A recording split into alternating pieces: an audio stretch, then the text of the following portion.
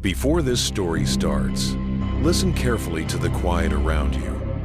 If you hear a faint beep, even one that isn't coming from the video, stop breathing for a second.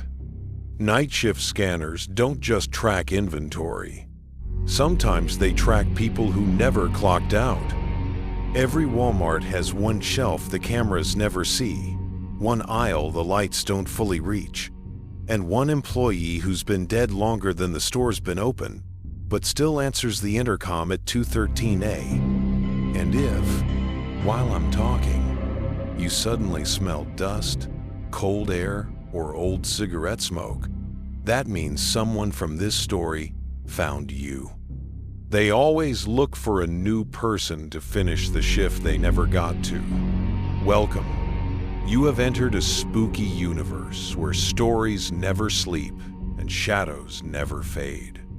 Let's blend your like and subscribe into Spooky Universe. Before we begin, tell me, where are you watching from and what time is it for you right now? I've always found that question fascinating, because no matter where you are, when the lights go out and the night grows cold, the same darkness finds us all. Let the shadows rise and rule. I started working overnights at Walmart in 2019. I wasn't supposed to stay long, just needed a few paychecks, maybe a couple months of insurance. But like most people who work nights, once you fall into that rhythm, it becomes your whole life. You learn to live on black coffee, vending machine, sandwiches, and silence. You start to measure time by shift changes instead of daylight. The store I worked at sat just outside a small town off I-84 Eastern Oregon, middle of nowhere. If you drove past after midnight, you'd barely see it, just a rectangle of blue light floating in the dark, surrounded by a sea of empty parking spots. Most nights, it was the same routine. 10 p.m. Clock in. Grab a scanner. Meet the crew in the back room. Roll pallets down dead aisles, while the intercom played soft pop songs that somehow made everything feel lonelier. By 2 a.m., the store would go quiet. The kind of quiet that makes you feel like you're underwater. That's when I started noticing him. It was early March, I think. I'd been on for maybe 3 weeks. We were behind that night, short-staffed. I'd been restocking the cereal aisle by myself, while the others handled frozen. Around 2:30 a.m., I heard a scanner beep. Not mine, a different tone.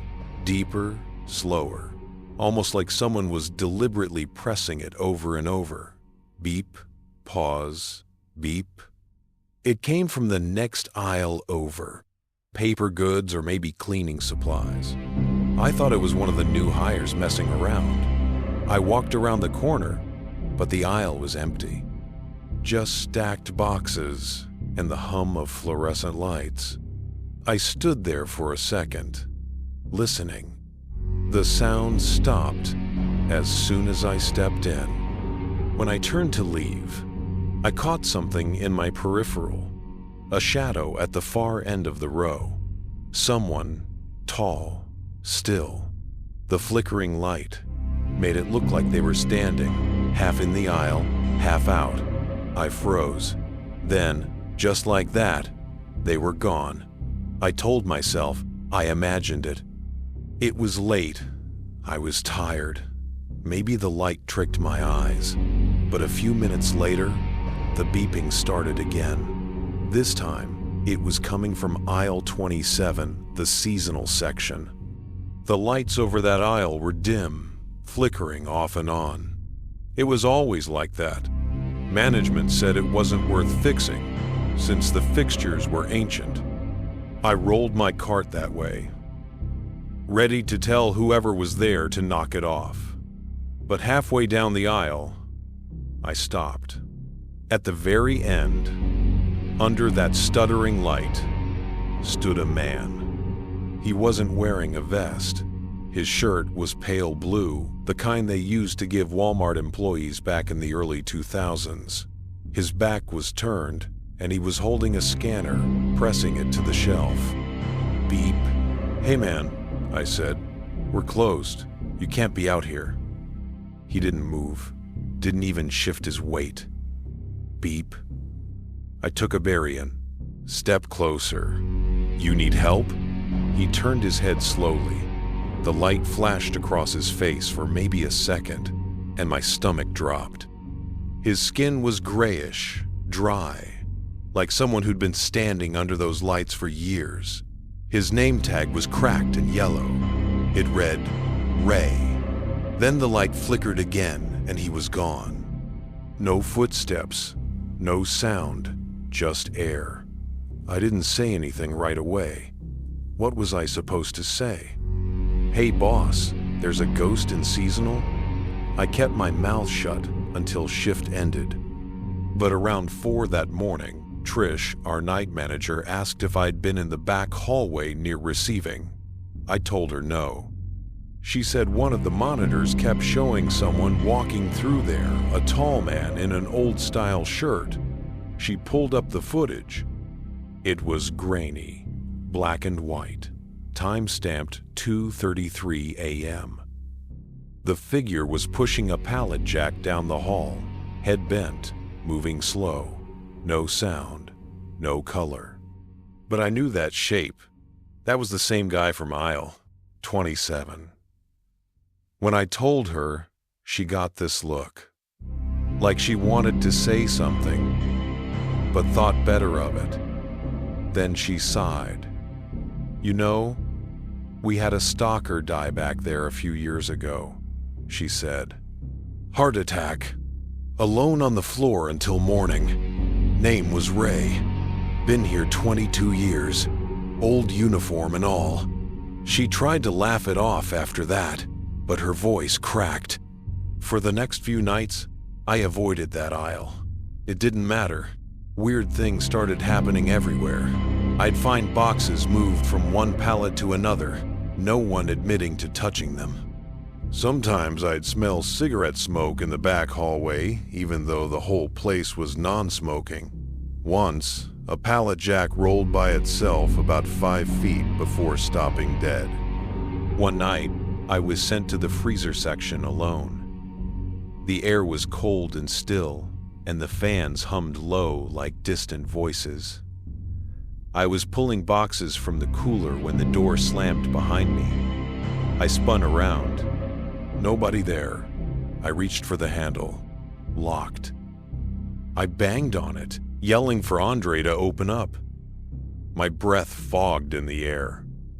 Then, from the other side of the glass, I saw movement, a shape, passing across the door window.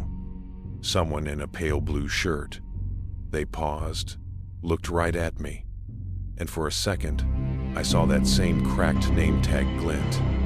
Then, the latch clicked, and the door opened by itself. I stumbled out, gasping. Andre came running over. "Dude, what happened? You lock yourself in?" I shook my head. The door's handle was bent like someone had yanked it from the outside. A week later, Trish called a meeting.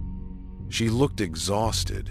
She said the corporation had been asking about security incidents. Apparently, the motion sensors near the stockroom were triggering every night around 2:30 a.m. Always the same time. She pulled up the most recent clip. It showed the back hallway again. Dim light. A pallet jack in the middle of the floor. Then, out of nowhere, a man walked past the camera. Not running, not rushing, just walking steadily. And when he passed, the sensor light burned out completely. I could see Trish's reflection in the monitor as she rewound it, and she looked pale. "We can't report this," she said. "They'll think we're nuts." Then she looked right at me. "You said you saw him too, didn't you, Ray?" I nodded. She exhaled. "Just do your work, and don't go back there alone." That same night, the weirdest thing happened. It was about 3:10. The intercom clicked on, but no one was near the phone. Then a voice came through. Faint, warped. Ray to the back room. Ray to the back room. Every one of us froze. Andre muttered, "What the hell was that?" Trish grabbed the phone at the service desk, thinking maybe it was a prank, but all she got was static. Then all 20 registers lit up at once. Every screen glowed blue. The scanners beeped like crazy, overlapping in that same slow rhythm. Beep, beep, beep. I swear, it felt like the whole store was breathing. Trish shouted, "Shut them down," and ran to the front. I stayed back, staring down aisle 27. The lights flickered, same as always, and there he was again, Ray, holding a scanner, pointing it toward the shelf. When he turned, I noticed something new. His eyes weren't gray anymore. They were completely black. He mouthed something I couldn't hear. Then the lights went out. For maybe 10 seconds, the whole store was pitch dark. When they came back, he was gone. After that night, we lost 2 people. Melissa quit the next morning, said she'd seen someone following her out to her car after shift. Andre took vacation time and never came back. That left me, Trish, and a few new hires who didn't know what had been happening. A few nights later, I was doing price checks near the registers when I heard the printer in the office start up. That thing barely worked, it only printed time cards. But when I checked, there was a sheet sitting in the tray. A single line of text. Still working. No timestamp, no name. Just that. By my final week, I barely slept. I started drinking energy drinks just to stay alert. Every night felt like walking into a dream you couldn't wake from. On my last shift, I decided I was going to check the back room one final time. I don't know why. Maybe I wanted proof I wasn't losing my mind. At 2:32 a.m., I walked down that hall. The lights flickered, same pattern as always. The pallet jack was sitting against the wall. The air smelled like dust and burnt plastic. I stopped by the old time clock, the one no one used anymore. The screen was dead, but as I stood there, it flickered on faint green text. "Clock out, Ray." Then it went black again. I turned to leave, and there he was, standing right behind me. No noise, no warning, just there. He looked almost human now. Skin less gray, eyes tired. Like a man who just worked too many shifts. He looked past me at the time clock and said, "Need someone to take over." Then he smiled and disappeared. I quit the next morning. No notice, no call. I just left my badge on the desk. 2 weeks later, I got a call from a new night manager. Said they'd found my badge near the clock, but couldn't find my record in the system. My name wasn't on the payroll. She said the file listed under my employee ID was named Ray S. But I never told them my middle initial was S. I hung up and never answered another call from that number. Sometimes I stop by that store when I'm driving through town. It's still open, still 24 hours. If you go late enough, you can see the night crew stocking shelves under the humming lights. And if you look down aisle 27, you might catch a glimpse of a man in a pale blue shirt pushing a pallet jack. No vest, no badge, just scanning, slow and steady. Beep, beep, beep. The new employees don't seem to notice him. Maybe they can't, but I see him every time. And sometimes, I swear, he looks up and nods at me like he remembers me, like he's still waiting for me to clock back in. Tell me something. Have you ever been in a store after midnight when everything's too bright and too quiet, and the hum of the lights sounds like it's breathing? Next story, I used to work at a Walmart supercenter off Highway 97 in Central Oregon. It was one of those massive stores built in the early 2000s, tall ceilings, endless aisles, the kind of place that feels too quiet no matter how many people are inside. Most folks only ever see those places during the day. They think of the noise, kids crying, carts squealing, endless chatter at the registers, but they don't know what it's like after closing. Even though it's technically open 24 hours, we shut down half the lights between 2 and 5 a.m. to save power. And when the lights dim in a space that big, you start to realize how empty it really is. That's when things start to sound wrong. I was overnight maintenance, which basically means I mopped floors, fixed lights, and unclogged bathrooms that customers destroyed before leaving. It wasn't glamorous, but I liked the solitude. It gave me time to think. But that store had corners, deep corners, that didn't feel right. The air back there stayed colder. The vents hummed differently. And sometimes you'd catch a shadow move in places shadows shouldn't reach. They'd just finished remodeling the store, expanding the back room into an unused section of the old garden center. During the day, it looked fine. Clean walls, new shelving, polished concrete. But at night, the temperature dropped almost 20 degrees when you stepped through that door. You could feel it in your teeth. The first week after it opened, my supervisor, Tony, asked me to sweep the area and set new mats by the emergency exit. I didn't think twice.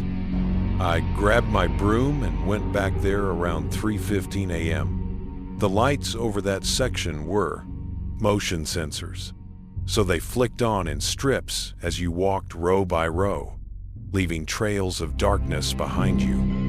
As I pushed the broom across the floor, I started hearing something strange. A shuffle. Not my feet, not rubber soles. Something dragging slowly across the concrete a few aisles over. I called out, "Anyone back here?" No answer. I thought maybe it was one of the night stalkers, but their shift didn't cover this section yet. I turned the corner and froze. There was a shopping cart sitting in the middle of the floor. Empty. No one near it. But it was moving, just barely, like someone had nudged it and walked away. The wheels creaked once and stopped. I stood there, staring for a full minute, waiting for it to move again. It didn't. But when I looked down, there were faint lines of dirt on the floor. Footprints. Bare footprints. Small, thin. They led away from the cart, straight toward the locked emergency door.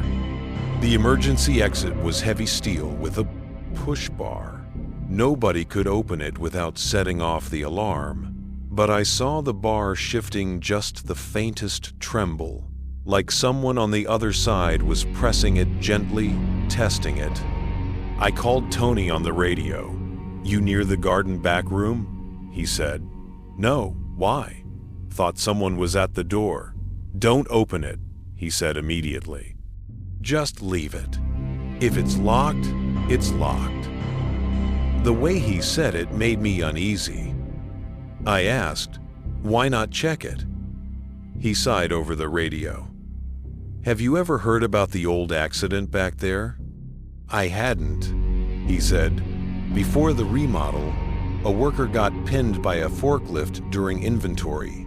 They found him by that door. Took hours before anyone noticed he was gone." His voice trailed off. "That's why we don't open that door at night." The line went dead. I stood there staring at that trembling push bar, the air colder by the second. Then I backed away slowly, broom still in my hand. The next night, I went straight to the maintenance office first thing. The security feed ran on a loop, with all the camera views tiled across one monitor. I scrolled back through the garden section footage from the night before. At 3:18 a.m., the screen flickered just static for half a second. Then, clear as day, you could see me sweeping, turning the corner toward the cart. But as I passed, something else moved at the edge of the frame, a shape kneeling by the emergency door. It looked like a man in a reflective vest, crouched down, one hand pressed flat against the floor. The angle cut off his face. When the motion sensor lights kicked on, he vanished. I paused the tape, zoomed in. The reflection on the floor showed something strange. Not a person, exactly. The outline looked hollow, like the light went through him instead of around. I showed Tony. He watched in silence, then turned the monitor off. He said, "That camera glitches sometimes." Then he left the room. A few nights later, around 2:40 a.m., I was mopping by electronics when the intercom crackled. It shouldn't have been on overnight. Crew only used radios. The speaker hissed. Then a voice came through. "Clean up the garden. Bring a mop." It wasn't Tony. It wasn't any of us. The voice was flat, calm, like a recording. I keyed my radio. "Who called that?" No one answered. Then the intercom repeated it. "Clean up the garden. Bring a mop." I walked toward the back slowly. The closer I got, the colder it got. That same air, heavy and damp, like concrete after rain. When I reached the door, the motion lights flickered one by one. The cart was there again, in the same spot as before, and beside it, a dark stain spread across the floor. At first, I thought it was oil, but the smell was wrong. Metallic. I stepped closer, and the intercom spoke again. "Cleanup complete." The lights clicked off. Tony didn't come in the next night. Neither did two of the new hires. That left me alone for most of the shift. I figured I'd get it over with. I went back to the office, pulled up the camera feed again. The garden section showed nothing, just still air and pale light. But when I scrolled back to the previous night's footage, I saw movement. A man in a reflective vest, pushing a mop bucket, moving slow. He stopped in the exact spot where the stain had been. He bent down, stayed still for almost a full minute. When he stood up, his face finally caught the light. It wasn't anyone I knew. His eyes were sunken, his mouth slightly open like he was struggling to breathe. The camera picked up a glint on his chest, a small metal badge with the old Walmart logo. The name engraved beneath it was E. Dalton. When I looked it up later, I found the old report online. Employee, Edward Dalton. Date of death, May 2003. Cause, crushing trauma. Backroom accident. Location, garden center, emergency exit. I decided to leave early that night. Around 4 a.m., I clocked out, grabbed my jacket, and headed for the employee door. As I walked past the garden section one last time, I heard it. A single knock on the steel door. Then another. Then a voice, low and muffled. "Cleanup complete." I ran out of there. Didn't even finish the shift. I quit the following week. No notice. Just never went back. A few months later, I stopped by the store in the daytime to grab some groceries. They'd remodeled again, turned the back room into seasonal storage. The door was still there, but now it was sealed with a steel plate bolted across. As I walked past, one of the current employees, a young guy, asked if I'd worked there before. I nodded. He said, "You ever hear a voice on the intercom around 3 a.m.? Calls for cleanup?" I just looked at him. He said, "It happens all the time. We can't find where it's coming from. The manager says it's an old system loop." I told him to stay out of the garden section after dark. He laughed. "Why? Are you scared of ghosts?" I didn't answer. It's been years since I worked there, but sometimes when I drive past that store late at night, I still see a faint light flicker in the back section. A cart sits by the door, and a dark shape moves behind the glass, slow, steady, sweeping the same spot over and over. Sometimes, the intercom clicks on for no reason at all. "Clean up the garden." And if you listen close enough, underneath that static hum, you can hear something else. A voice, quiet, tired. "Still working. Tell me something.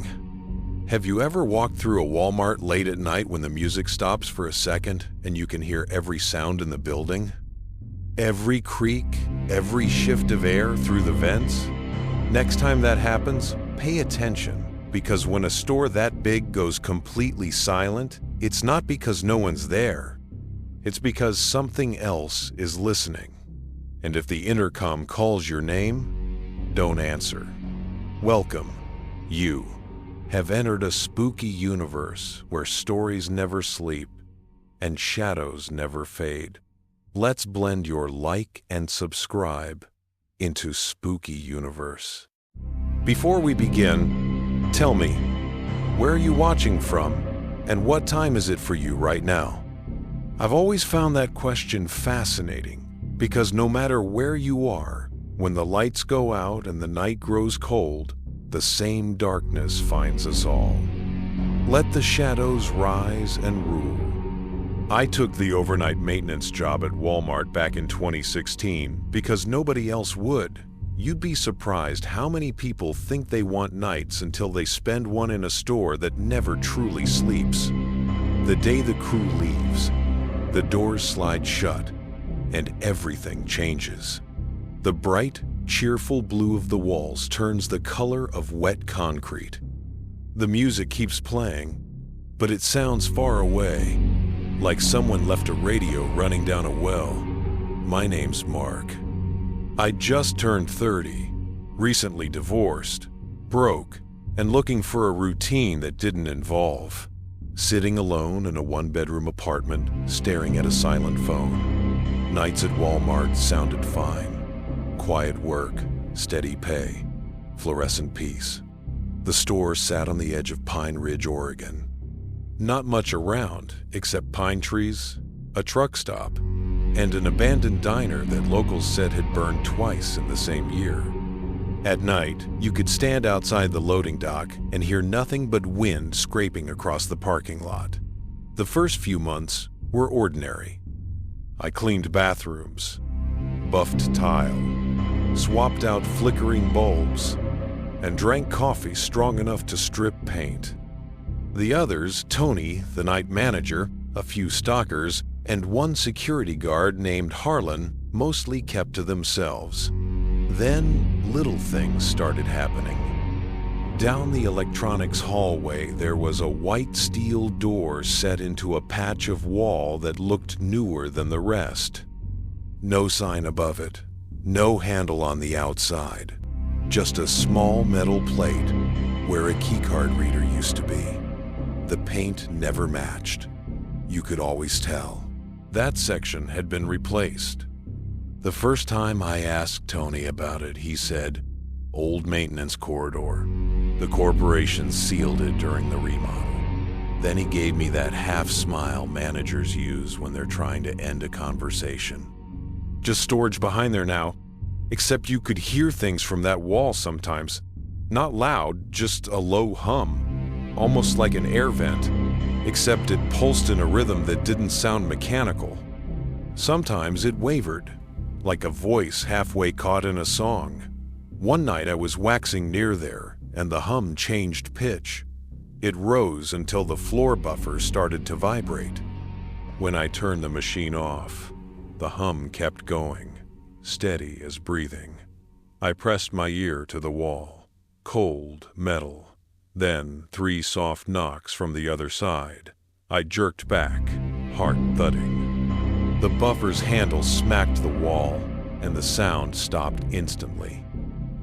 When I told Tony later, he shrugged. Pipes.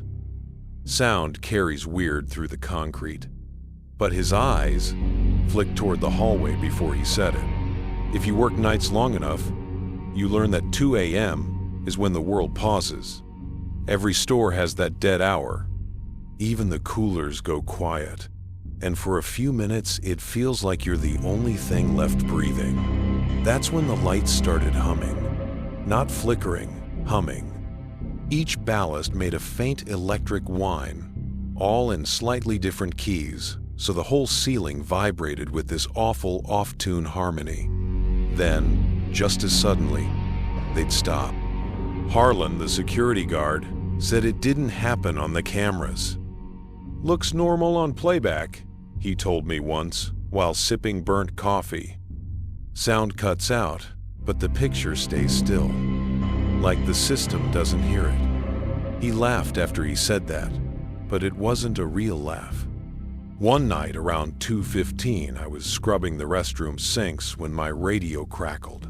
Tony's voice, "Maintenance to electronics hallway." I wiped my hands, grabbed the cart, and rolled that. The hallway was empty. The hum was back though, low and steady behind the white door. I keyed my radio. "Tony, I'm here. What's up?" Static. Then his voice again. Thinner. This time, almost whispering. "You're late." That stopped me cold. I hit the button again. "Tony? Say again?" Nothing. When I found him later near the stockroom, he looked confused. "Didn't call you, man. I was on the dock." We both stared down the hall. The door sat there quiet, blank, pretending it hadn't just spoken. Next night, at the same time, I finished buffing that hallway. Fresh wax, smooth, untouched. I turned around to unplug the buffer, and when I looked back, a set of footprints had appeared across the shine. Bare feet, small. The prints were faintly wet, as if someone had stepped out of a shower. They led straight to the sealed door and stopped there. I followed them, kneeling down. You could see the ridges of toes, the little arch marks. They were real, and the wax around them hadn't dried yet. I'd been standing right there the entire time. When shift ended, Tony caught me by the time clock. "You look like hell," he said. I told him about the prints. He rubbed his face and sighed. "Don't spread that around, okay? Folks'll walk." Then he leaned closer. "Have you ever heard about the flood back in '02? Power went out. The sump pump failed. 2 guys were back there moving freight. One of them, Carson, went to reset a breaker behind that wall. The door was jammed. They didn't find him till morning." He glanced down the hallway. Corporate covered it. Said it was an equipment malfunction. They welded the door and built new drywall. But that's the same spot. He left before I could ask more. The following week, the hum turned into something else. It came through the floor now, like bass from a far-off speaker. You could feel it in your ribs. Sometimes it rose so high the ceiling lights flickered. Once the auto-sliding doors at the front opened on their own and stayed that way for a full minute while rain blew in. Harlan joked that the store was haunted. Tony stopped joking entirely. He started making us clock out in pairs. Said it was safety protocol. It was mid-October, rain hammering the roof hard enough to rattle the light fixtures. Around 2:10, the power flickered. Everyone froze. Tony called over the radio. "Generators live. Stay where you are." I was near electronics again, of course. The hum from the door was loud enough to buzz in my teeth. Then the overhead lights went red. Emergency mode. That's when I heard the first knock. Soft. Then harder. Then constant. Bang, bang, bang. Faster and faster. Like someone trapped on the other side. I shouted, "Who's there?" The knocking stopped. Water began seeping from under the door, spreading fast across the tile. I stepped back as it reached my boots. It wasn't clear water. It was cloudy, gray, with bits of paper and dust swirling in it. Then, a voice came through the wall, muffled but unmistakable. "Let me out." I stumbled backward, slipped, hit the floor hard. My flashlight spun away and rolled under a pallet. The voice again, louder. "Let me out." When I scrambled up, the water was gone. Dry floor, no trace of it. The hum dropped to silence. Next morning, the entire hallway reeked like wet concrete. The corporation sent maintenance from another store to inspect moisture damage. They tore up tile, replaced drywall, painted everything a slightly different shade of white. But the smell never left. Every time I walked by, I swore I could hear a drip somewhere inside the wall. About a week later, I found a folded piece of paper taped to my locker. No handwriting, just typed words. "If he calls, don't answer." No signature. That night I left my radio on the charger and kept my head down. At 2:13, it switched itself on. Static filled the speaker, then Tony's. Voice calm, almost friendly.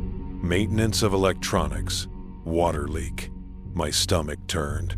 Tony was off that night. I turned the radio off. It clicked back on. "You hear me?" the voice said. "It's getting deep in here." Then gurgling, like water pouring over a mic, I threw the radio into the trash. A few days later, Harlan called me into the office. "Had to see this," he said, pulling up the overnight security feed. The camera showed the hallway at 2:13. A shape stepped into the frame, tall, soaked, reflective vest shining under the fluorescence. The figure walked straight up to the white door, paused, and then looked at the camera. The face was pale, eyes wide, mouth slightly open. Harlan paused the video. "You see that?" The badge on the vest was clear. Carson. He hit play. The figure pressed a hand to the door, and the screen went black. System error. Footage corrupted. You've just listened to another tale from the places that never really close. Not the doors, not the lights, and not the things trapped inside them. If anything in your room flickers after this video ends, it's not a glitch. Some echoes follow listeners home. Some voices try new intercoms, and some shifts never stop. Tell me, are your lights still on? Good. Keep them on. Let the shadows rise and rule. This is a spooky universe, and the night crew is always watching.